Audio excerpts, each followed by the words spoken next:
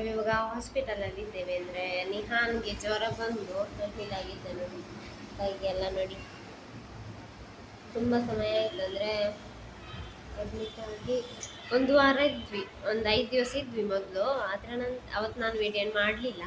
ಮತ್ತು ಒಂದು ವಾರ ಮನೆಯಲ್ಲಿದ್ವಿ. ವಾಪಸ್ ನೆಕ್ಸ್ಟ್ ಸ್ಟಾರ್ಟ್ ಆಯಿತು ಪುನಃ ಜ್ವರ.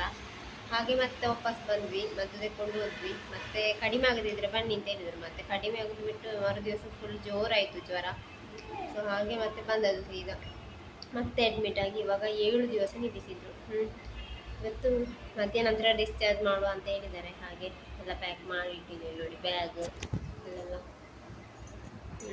ಮಗುವಿನ ಬಿಲ್ಲಿಂಗ್ ಮಾಡಲಿಕ್ಕೆ ಹೋಗಿದ್ದಾರೆ, ಎಷ್ಟಾಗ್ತಂತೆ ನೋಡುವ ಅಂತೇಳಿ. ಮೊನ್ನೆ ತುಂಬ ಆಯಿತು, ಇವಾಗ ಇನ್ನು ಇವತ್ತು ಎಷ್ಟಾಗ್ತಂತ ಗೊತ್ತಿಲ್ಲ, ನೋಡ್ಬೇಕಷ್ಟೇ.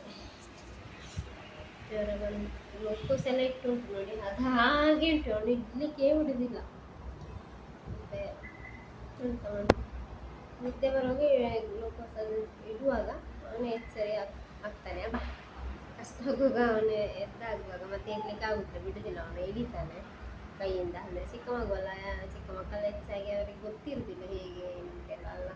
ಹಾಗೆ ಅವನು ಹಿಡಿತಾನೆ, ಅದು ವಯರೆಲ್ಲ ಉಂಟಲ್ಲ ಇದಕ್ಕೆ. ಹಾಗೆ ಗ್ಲೂಕೋಸ್ ಇದ್ದೇ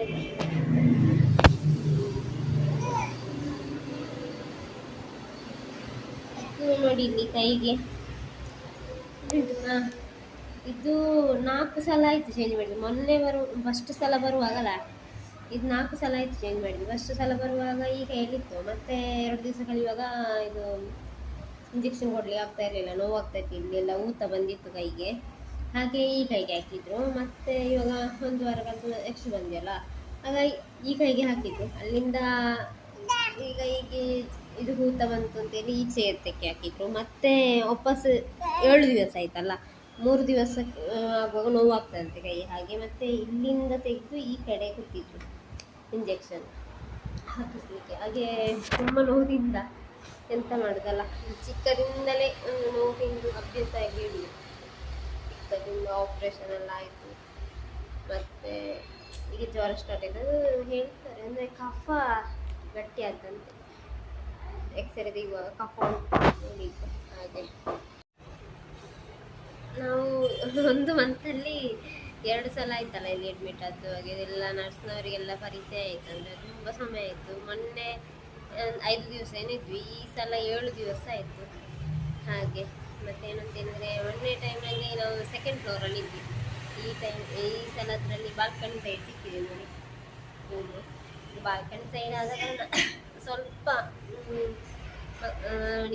ಮಗುವಿಗೆ ಇಲ್ಲಿ ರೋಡಲ್ಲಿ ಗಾಡಿ ಎಲ್ಲ ಹೋಗ್ತಾ ಉಂಟಲ್ಲ, ಅದನ್ನು ತೋರಿಸಿ ಸ್ವಲ್ಪ ಖುಷಿ ಆಗ್ತದೆ. ಇಲ್ಲದಿದ್ದರೆ ಅವನು ಫುಲ್ ಎಂತ ಆಟ ಆಡೋದಂತೂ ಇಲ್ಲವೇ ಇಲ್ಲ ಜ್ವರ ಬಂದ ನಂತರ. ಹಾಗೆ ಇರ್ತಾನೆ, ಅವನನ್ನು ಇಟ್ಕೊಂಡೇ ನಿಲ್ಬೇಕಂದ್ರೆ ನಡೆಯುವುದಿಲ್ಲ ಅಲ್ಲ. 1 ವರ್ಷ ಆಗ್ತಾ ಬಂತು ನಾಡಿದ್ದು. ಇದು ವಿಡಿಯೋ ಯಾವಾಗ ಆಗ್ತೇನೆ ಗೊತ್ತಿಲ್ಲ, ಆದರೆ ಜಸ್ಟ್ ಒಂದು ಯಾವಾಗಾದರೂ ಹಾಕುವ ಅಂತೇಳಿ ಜಸ್ಟ್ ವಿಡಿಯೋ ಮಾಡಿ ಇಡುವಂತ, ಟೈಮ್ ಸಿಗುವಾಗ ಹಾಕುವ ಅಂತೇಳಿ. ಎಂತ ಮಾಡೋದು, ವಿಡಿಯೋ ಮಾಡಲಿಕ್ಕೆ ಆಗುದಿಲ್ಲ ನೋಡಿ, ತಪ್ಪು. ಹಾಗೆ ವಿಡಿಯೋ ಮಾಡಲಿಕ್ಕೆ ಟೈಮ್ ಸಿಗುವುದಿಲ್ಲ, ವಿಡಿಯೋ ಮಾಡಿದ್ರು ಸಹ ಎಡಿಟ್ ಮಾಡಲಿಕ್ಕೆ ಟೈಮ್ ಸಿಗುವುದಿಲ್ಲ. ಹಾಗೆ ಮತ್ತೆ ಜ್ವರ ಬರುವಾಗೆಲ್ಲ ಸುಮ್ಮನೆ ಎಂತಕ್ಕೆ ವಿಡಿಯೋ ಮಾಡೋದು ಮಾಡಿರಲಿಲ್ಲ. ಹಾಗೆ ಮತ್ತೆ 2 ಸಲ ಆಯಿತು ಅಡ್ಮಿಟ್ ಆದ್ದು. ಹಾಗೆ ಅಂದರೆ ರೈಸರ್ ಮಗು ಹುಷಾರಿದ್ದಾನೆ ಅಂತೇಳಿ ಹಾಗಲ್ಲ. ಆಪ್ರೇಷನ್ ಆದ ನಂತರ ಇದು ನೋಡಿ ಶೀತ ಕಫ ಬರ್ತಾ ಇತ್ತು. ಆದರೆ ಅಡ್ಮಿಟ್ ಆದ್ದು ಇದೆ ಮೊದಲ ಸಲ, 2 ಸಲ ಆಯ್ತಲ್ಲ ಒಂದೇ ಮಂತಲ್ಲಿ. ಅಂದರೆ 3 ವೀಕಲ್ಲಿ 1 ವೀಕ್ ಮನೆಯಲ್ಲಿದ್ವಿ, ಮತ್ತೆ ವಾಪಸ್ ಸ್ಟಾರ್ಟ್ ಆಯಿತು ಜ್ವರ. ಎಂತ ಅದಂದರೆ ಇನ್ಫೆಕ್ಷನ್ ಅಂತೆ, ಬ್ಲಡ್ ಇನ್ಫೆಕ್ಷನ್ ಉಂಟು, ಮತ್ತು ಕಫ ಗಟ್ಟಿಯದ್ದು. ಹಾಗೆ ಅವು ಹಿಡಿಬೇಕು. ಅದರಿಂದ ತುಂಬ ಸಲ ಆಯ್ತು ಅವು ಹಿಡಿದದ್ದು. ಮತ್ತು ಆ್ಯಂಟಿಬಯೋಟಿಕ್ ತುಂಬ ಕೊಡ್ತಾ ಇದ್ದಾರೆ 6 ಗಂಟೆಗೆ ಅಂದರೆ. ಹಾಗೆ ಮತ್ತೆ ಮನೆಗೆ ಹೋಗಿ ಸಹ ಕೊಡಲಿಕ್ಕೆ ಉಂಟು ಒಂದು 5 ದಿವಸ. ಮತ್ತು ಟೆಸ್ಟ್ಗೆ ಬರಲಿಕ್ಕೆ ಉಂಟು. ಅಲ್ಲಿ ಮೊನ್ನೆ ಡಿಸ್ಚಾರ್ಜ್ ಆದಮೇಲೆ 5 ದಿವಸ ಕಳೆದು ನಾವು ಬಂದಿದ್ವಿ.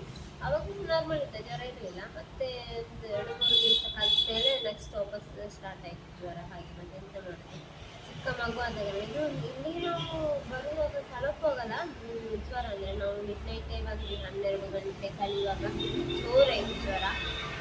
ಹಾಗೆ ಬಂದದ್ದು 12 ಗಂಟೆ ಕಳೆಯುವಾಗ. ಇಲ್ಲಿ ತಲುಪುವಾಗ 104 ಜ್ವರ ಇತ್ತು. ಇಷ್ಟೆಲ್ಲ ಆಗ್ಲಿಕ್ಕೆ ಬಿಡಬಾರ್ದು ಅಂತ ಹೇಳಿದ್ರು. ಮತ್ತೆ ಒದ್ದೆ ಬಟ್ಟೆ ಎಲ್ಲ ಮಾಡಿ ಚೆನ್ನಾಗಿ ಉಜ್ಜಿದ್ರು. ಹಾಗೆ ಏನು ಅದರ ಮೊದಲ ಸಲ ಬರುವಾಗ 103 ಇತ್ತು ಜ್ವರ.